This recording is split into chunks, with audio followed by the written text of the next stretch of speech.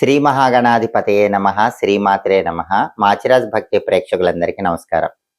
మే 21వ తేదీ నుంచి మే 31వ తేదీ వరకు ఈ 11 రోజుల్లో మేషాది ద్వాదశ రాశులకి గ్రహాల సంచారాన్ని బట్టి రాశి ఫలితాలు ఎలా ఉండబోతున్నాయో, అలాగే ఏ గ్రహాలు అనుకూలంగా ఉన్నాయో, ఏ గ్రహాలు వ్యతిరేకంగా ఉన్నాయో, అనుకూల గ్రహాలు ఇంకా అనుకూలించడానికి, వ్యతిరేక గ్రహాలన్నీ కూడా అనుకూల గ్రహాలుగా మారిపోవటానికి, అంటే వాటి వ్యతిరేకత తగ్గింపజేసుకోవటానికి ఎలాంటి శక్తివంతమైన పరిహారాలు చేసుకోవాలో, ఏ దేవీ దేవతల ఆలయ దర్శనం చేయాలో, ఏ మంత్రాలు చదువుకోవాలో, ఏ స్తోత్రాలు చదువుకోవాలో, గోమాతకి ఏ ఆహారం తినిపించాలో, ఎటువంటి దానాలు నిర్వహించాలో, ద్వాదశ రాశుల వారికి మే 21 నుంచి మే 31 మధ్యలో ఈ 11 రోజుల్లో వాళ్ళ భవిష్యత్ ఎలా ఉంటుందో, సంపూర్ణంగా రాశి ఫలాలు ఏ విధంగా ఉండబోతున్నాయో ఈ వీడియోలో మనం తెలుసుకుందాం.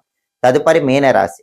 మీనరాశి వాళ్ళకి మే 21వ తేదీ నుంచి మే 31వ తేదీ మధ్యలో గ్రహాల సంచారాన్ని బట్టి రాశి ఫలితాలు పరిశీలిస్తే ఈ 11 రోజుల ఫలితాలు చూసేటప్పుడు ప్రధానంగా చూడవలసినటువంటి రవి, బుధుడు, కుజుడు, శుక్రుడు ఈ 4 గ్రహాల సంచారాన్ని పరిశీలిస్తే ఈ 11 రోజుల్లో సూర్యుడు 3వ స్థానంలో మీనరాశి వాళ్ళకి చాలా అద్భుతంగా యోగిస్తున్నాడు.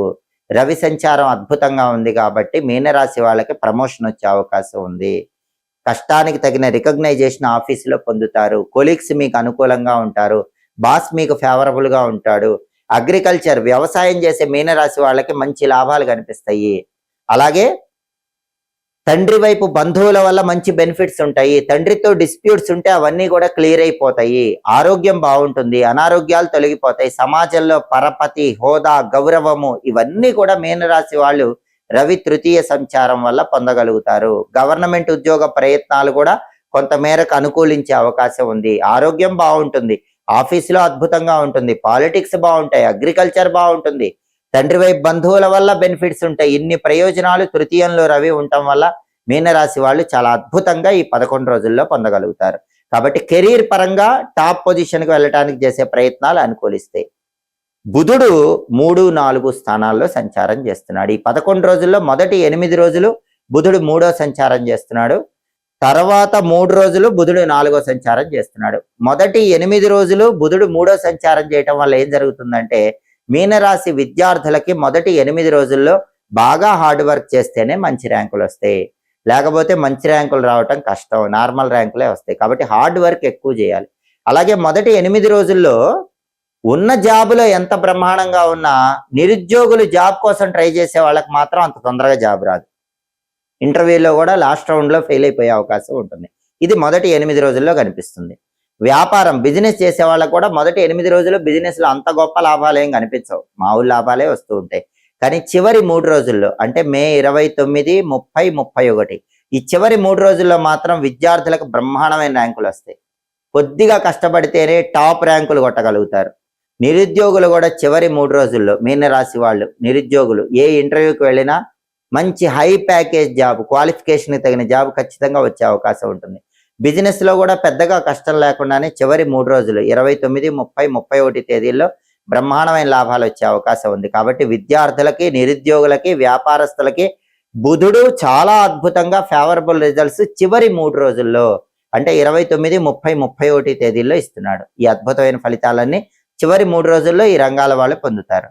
అలాగే మీనరాశి వాళ్ళకి కుజుడు 2వ స్థానంలో వ్యతిరేకంగా ఉన్నాడు. కుజుడి బలం మాత్రం ఈ 11 రోజుల్లో లేదు. మే 21 నుంచి మే 31 మధ్యలో కుజుడు 2వ స్థానంలో ఉండటం వల్ల కోపంగా మాట్లాడే అవకాశం ఉంటుంది. ఆ కోపాన్ని తగ్గించుకోవాలి. కోపం వల్ల ఫ్యామిలీ మెంబర్స్లో డిస్ప్యూట్స్ వచ్చే అవకాశం ఉంటుంది. తస్మాత్ జాగ్రత్త. మీనరాశి వాళ్ళు వాళ్ళ ఫ్యామిలీ మెంబర్స్తో మాట్లాడేటప్పుడు కోపాన్ని కంట్రోల్లో పెట్టుకొని మాట్లాడాలి.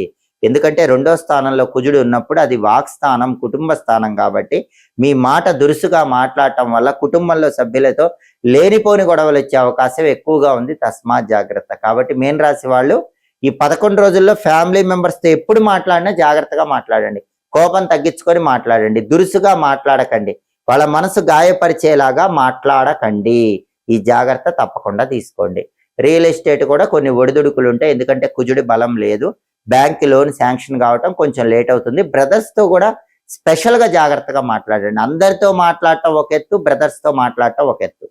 బ్రదర్స్తో కానీ సిస్టర్స్తో కానీ మాట్లాడేటప్పుడు చిన్న మాటకే లేనిపోని గొడవలు అయ్యే అవకాశం ఉంది. కుజుడు 2వ స్థానంలో వ్యతిరేకంగా ఉన్నాడు కాబట్టి ఈ జాగ్రత్త మీనరాశి వాళ్ళు తీసుకోండి. కుజుడి బలం పెరగాలంటే కందులు నానబెట్టి బెల్లంతో కలిపి ఆవుకు పెట్టడం, లేదా కేజింబావు కందులు ఎర్ర వస్త్రంలో మూటగట్టి బ్రాహ్మణులకు దానం ఇవ్వటం చేయాలి. అలాగే నరసింహస్వామి ఆలయ దర్శనం చేసుకోవాలి. దానివల్ల అద్భుత ఫలితాలు వస్తాయి.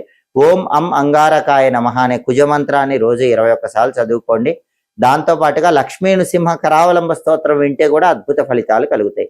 అప్పుడు కుజుడిచ్చే వ్యతిరేక ఫలితాల నుంచి బయటపడచ్చు. అలాగే మే 21 నుంచి మే 31 మధ్యలో శుక్రుడి సంచారం పరిశీలిస్తే మీనరాశి వాళ్ళకి శుక్రుడు 4వ స్థానంలో చాలా ఫేవరబుల్ రిజల్ట్స్ ఇస్తున్నాడు. కాబట్టి మీనరాశి వాళ్ళకి వాహన యోగం ఉంది. బండి కానీ కారు కానీ కొత్తది కొనుక్కోవటానికి చేసే ప్రయత్నాలు చాలా అద్భుతంగా యోగిస్తాయి. సినిమా టీవీ రంగాల్లో, సంగీత నాట్య రంగాల్లో కొత్త ఆఫర్స్ కోసం చేసే ప్రయత్నాలు అనుకూలిస్తాయి.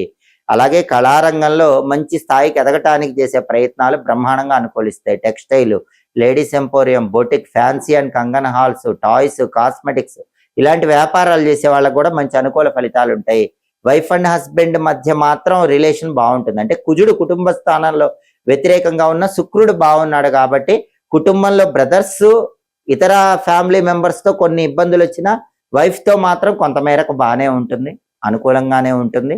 అలాగే భోగాలు, విందు వినోదపరమైన కార్యక్రమాల్లో పాల్గొంటారు. ఈ ఫలితాలన్నీ శుక్రుడి సంచారం బాగుంది కాబట్టి, శుక్రుడు అనుకూలంగా ఉన్నాడు కాబట్టి మీనరాశి వాళ్ళు పొందగలుగుతారు. కాబట్టి మే 21 నుంచి మే 31 మధ్యలో మీనరాశి వాళ్ళకి రవి బలం ఎక్సలెంట్ గా ఉంది, శుక్రుడి బలం ఎక్సలెంట్ గా ఉంది, బుధుడు కూడా చివరి 3 రోజుల్లో చాలా అద్భుతంగా ఉన్నాడు. కుజుడి బలమే లేదు కాబట్టి ప్రధానంగా కుజుడికి సంబంధించిన పరిహారాలు చేసుకుంటూ మొదటి 8 రోజుల్లో బుధుడి పరిహారాలు చేసుకుంటే మీనరాశి వాళ్ళకి మే 21 నుంచి మే 31 మధ్యలో చిన్న చిన్న వ్యతిరేక ఫలితాలన్నీ తొలగింపజేసుకుని సంపూర్ణంగా అనుకూల ఫలితాలు అందిపుచ్చుకోవచ్చు. జ్యోతిష శాస్త్రంలో రాసులకి ఎంత ప్రాధాన్యత ఉందో సంఖ్యాశాస్త్రంలో పుట్టిన తేదీకి కూడా అంతే ప్రాధాన్యత ఉంది.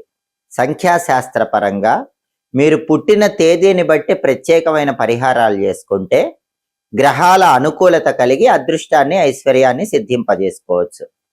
స్త్రీ పురుషులు ఎవరైనా 1, 10, 19, 28 తేదీల్లో జన్మించినట్లయితే వాళ్ళని సూర్యగ్రహ ప్రభావ జనితులుగా సంఖ్యాశాస్త్రంలో చెప్పారు. కాబట్టి 1, 10, 19, 28 తేదీల్లో జన్మించిన వాళ్ళు సూర్యుడిని ఎక్కువగా పూజించాలి. ప్రతిరోజు సూర్య భగవానుడికి సంబంధించిన స్తోత్రాలు వినాలి.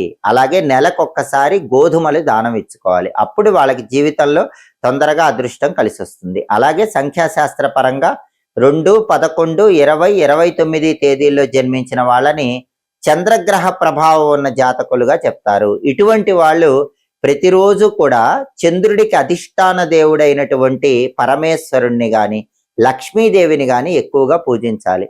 2, 11, 20, 29 తేదీల్లో జన్మించిన వాళ్ళు నెలకొక్కసారి బియ్యం దానం ఇచ్చుకుంటే మంచిది.